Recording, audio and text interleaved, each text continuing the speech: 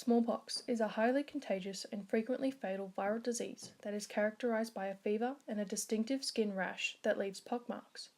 It is also known as the speckled monster.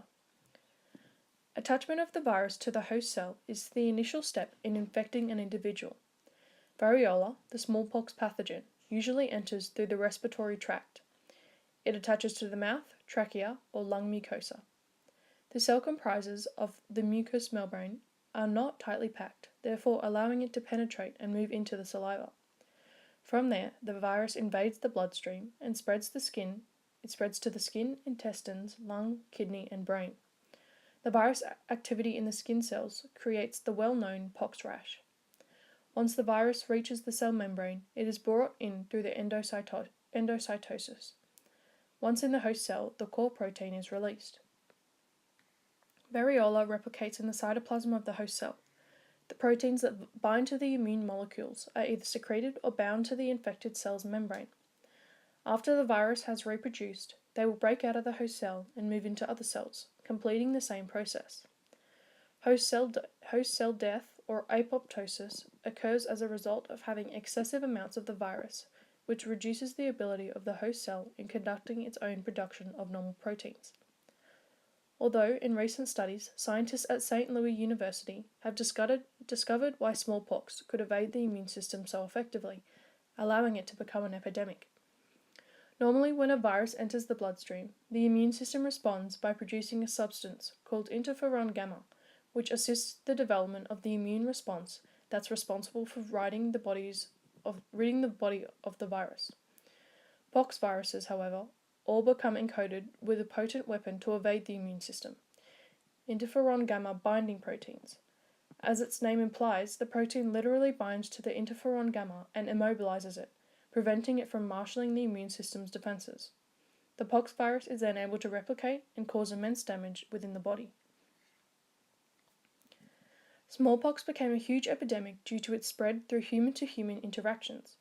It is most often transmitted in air droplets, when an infected person coughs, sneezes, or talks. Also, ventilation systems in a building or exposing a cut or wound with contaminated clothing or bedding may be reservoirs, causing smallpox to be highly contagious. Smallpox's ability to be transmitted from bedding or clothing is why it became a worldwide epidemic. When smallpox was prevalent, there weren't effective hygienic practices carried out by hospitals or medical centres, especially in the global south, causing smallpox to become so virulent.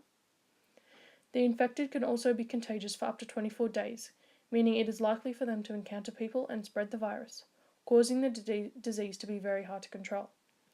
Smallpox becoming an epidemic is also due to initial symptoms being similar to that of a fever. The variola virus is also able to survive mainly by evading the immune system's responses, causing it to be able to survive in the body. Also, the ability of the virus to fuse out from the host cell using fusion proteins degrades the host cell.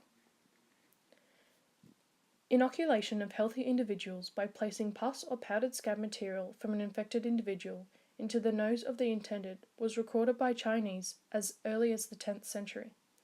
Around 1796, Edward Jenner inoculated an 8-year-old boy with the cowpox virus and was exposed to smallpox. The boy became immune to smallpox, and Jenner was credited for creating the first smallpox vaccine. Immune response pathways activated by smallpox vaccines elicits a network of integrated immune pathways. Non-specific innate responses activated by receptors serve to inhibit initial viral replication and to activate antigen-presenting cells in order to properly initiate adaptive immunity. Innate inflammatory chemokines attract lymphocytes into infected cells.